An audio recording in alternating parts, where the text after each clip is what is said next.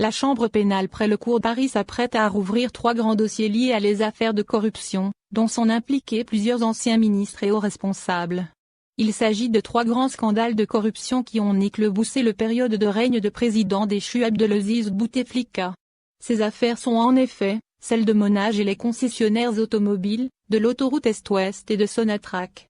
S'agissant de l'affaire les concessionnaires automobiles, le dossier implique, outre que les hommes d'affaires Ahmed Mazouz, Hassan El Herbaoui, Mohamed Berri, Ali Haddad, plusieurs anciens ministres dont les 2 ex-premiers ministres Ahmed Ouyaya et Abdelmalek Sellal.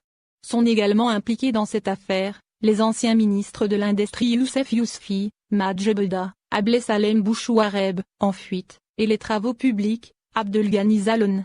D'autres anciens hauts responsables sont également impliqués, l'ex-président directeur général de l'OBNA, Achour Abou, l'ex-wali de Boumerdes, Yamina Zerouni, et de nombreux cadres de secteur de l'industrie.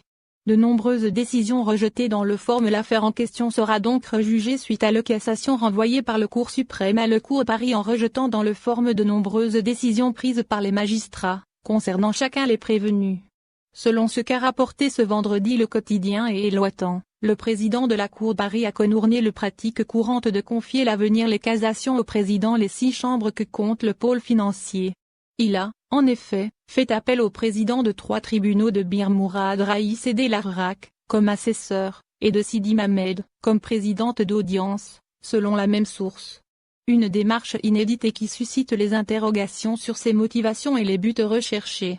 Autoroute Est-Ouest et Sonatrach. Le cour Paris s'apprête également à rouvrir le dossier de l'autoroute Est-Ouest. Il convient de rappeler ici que les jugements prononcés lors de jugement de cette affaire en 2015 allient d'1 à 20 ans de prison et 3 acquittements, contre 23 personnes morales et physiques impliquées. Les noms les anciens ministres Mohamed Bedjaoui, les affaires étrangères, et Amar Goul, les travaux publics ont été cités durant tout le procès. Selon la même source, citant les avis d'observateurs, cette affaire s'est terminée en queue de poisson, parce que les véritables auteurs avaient échappé au coup de filet de la justice, rappelant au passage ce qu'avait dit le juge en réponse aux demandes de la présence de Amar Goul. « Moi, petit juge que je suis, je vais convoquer un ministre en activité. » Rappelons également qu'au lancement de projet en 2006, le montant avait été estimé à 6 milliards de dollars, avant que réévaluations successives n'interviennent pour atteindre les 18 milliards de dollars. L'affaire de Sonatrach, programmée pour le 17 février 2021 à la Cour Paris, revient également 5 ans après le dernier procès en appel de 2 février 2016.